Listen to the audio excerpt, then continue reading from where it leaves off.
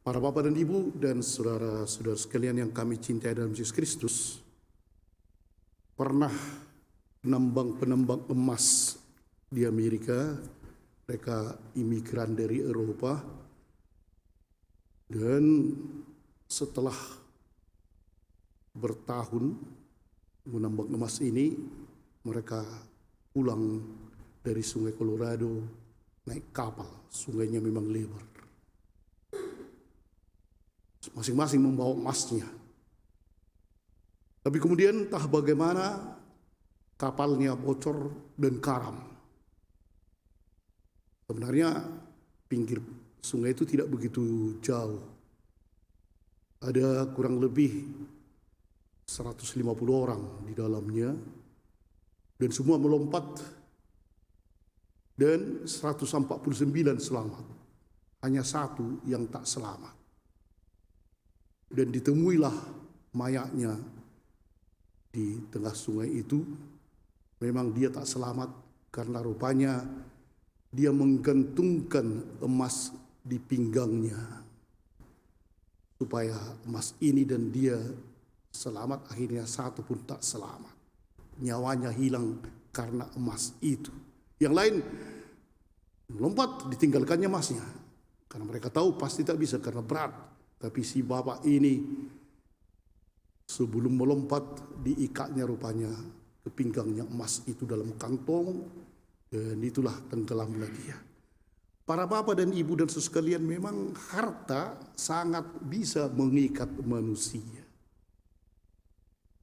Semakin banyak hartanya, seperti semakin senang. Semakin banyak duitnya, semakin senang. Walaupun dari satu pihak banyak juga kita lihat ketika dia makin kaya, sebenarnya makin sunyi hidupnya. Yang baru-baru ini kalau kita lihat ya, keluarga tertentu dari pengusaha yang besar, artinya tangkap karena suami istri menggunakan obat-obat terlarang. Padahal kaya raya, ada yang kurang.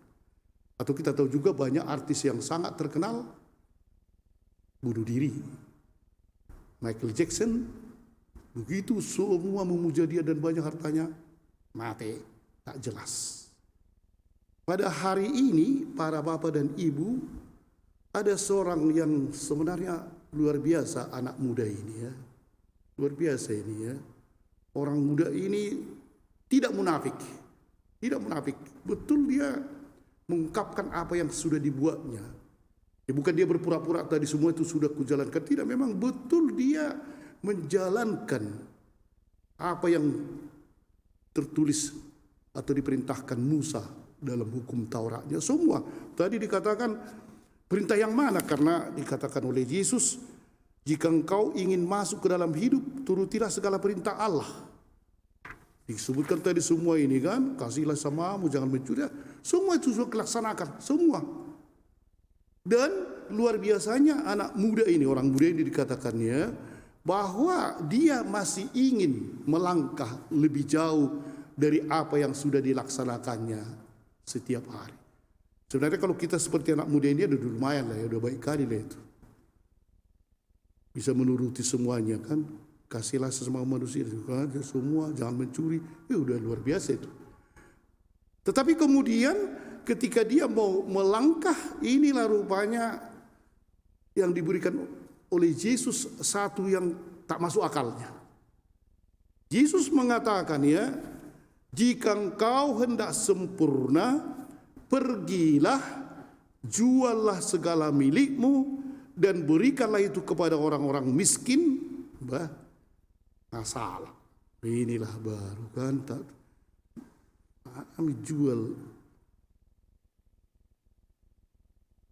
Tak tahu lagi dia. Jadi akhirnya dikatakan di sini ya, ada tragisnya ketika mendengar perkataan itu, pergilah orang muda itu dengan sedih. Yang tadi dia begitu semangat, akhirnya sedih. Dan mengapa sedih? Sebab hartanya banyak. Sebenarnya nggak apa-apa hartanya banyak kan, tapi dia terikat kepada harta itu. Jadi sedih meninggalkan kekayaan, tidak berani hidup miskin seperti Yesus. Memang siapa berani hidup miskin seperti Yesus? Sebenarnya memang kalau dikatakan sedih itu dihubungkan dengan harta. Karena memang harta bisa membuat, ya, dalam arti ini membatasi kita melihat nilai. Harta banyak, ada juga begitu kan, saudara, bersaudaranya mereka. Tapi ketika pembagian harta warisan, nilai persaudaraan hilang. Bisa saling membunuh pun, bisa saling menipu. Nilai persaudaraan itu hilang karena harta. Jadi harta bisa membuat buta mata orang akan nilai yang lebih dalam. Cinta, persaudaraan hilang hanya karena harta itu. Para bapak dan ibu dan saudara sekalian, rupanya memang harta bisa menutup mata kita untuk melihat nilai yang lebih tinggi. Dan ketika Yesus mengajak orang muda ini, juallah segala milikmu, bagi-bagikan kepada orang miskin, baru bisa mengikuti Yesus untuk kesempurnaan. Memang dia mau maju, tapi tak berani meninggalkan segalanya. Para bapak dan ibu dan saudara sekalian, sebenarnya mungkin tidak setragis yang seperti inilah di tengah-tengah kita, ya. Kalau kita bekerja atau seorang bapak, seorang ibu, mahasiswa atau apapun itu, ya, atau PNS, sebenarnya kita dituntut itu untuk seperti ini.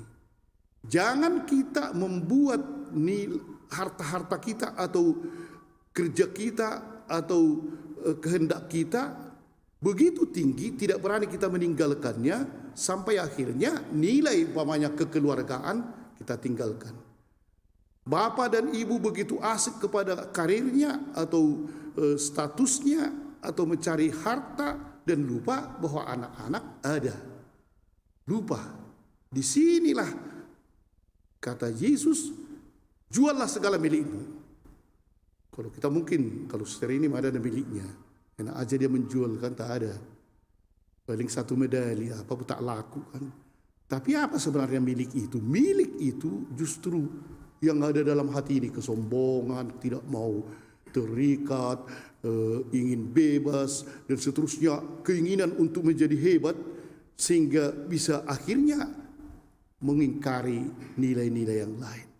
Berani meninggalkan diri, itulah sebenarnya harta yang paling berharga, ya. Tapi kalau kita berani meninggalkan diri demi nilai yang diberikan oleh Yesus, keselamatan akan datang kepada kita. Amin.